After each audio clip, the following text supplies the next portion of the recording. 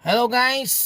Magandang gabi nyo na dyan sa inyo, no? Sa amin, mag-aalas 4 pa lang dito sa bansang Netherlands, no? Sa bansang Dutch country. So, meron tayong sasagutin ngayon tulad ng mga ginagawa natin before, yung question ng isa nating kapitos, no? Pero dito, kasama na dito yung yung pinaka duties ng isang shot lock operator, no? So, kailangan kasi para maiwasan yung mga pangyayari regarding sa tanong ng ating isang kapito. Shout out pala kay Roberto Loloy Adalim ng Tubod, Lanao del Norte. So, lahat ng referee dyan sa bandang na yan, Mindanao na, no?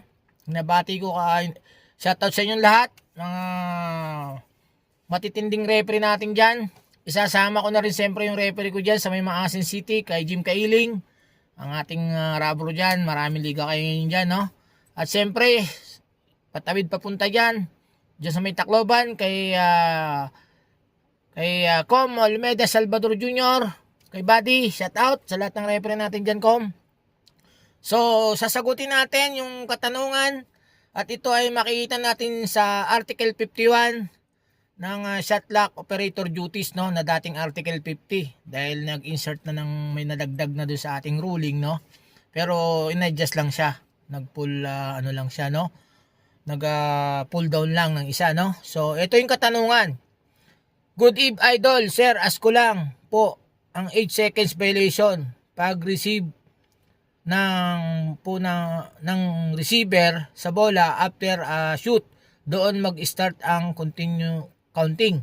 Minsan kasi may counting sa rep using hand, pero parang late na kay rep compare doon sa game clock dahil minsan after the shoot reset nire-reset agad ng 24 seconds, no, kahit na ang bola ay nasa thrower pa.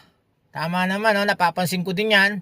So pag receive sa 3 seconds consume, 3 seconds ang consume, pero si rep kakabilang pa lang using hand counting.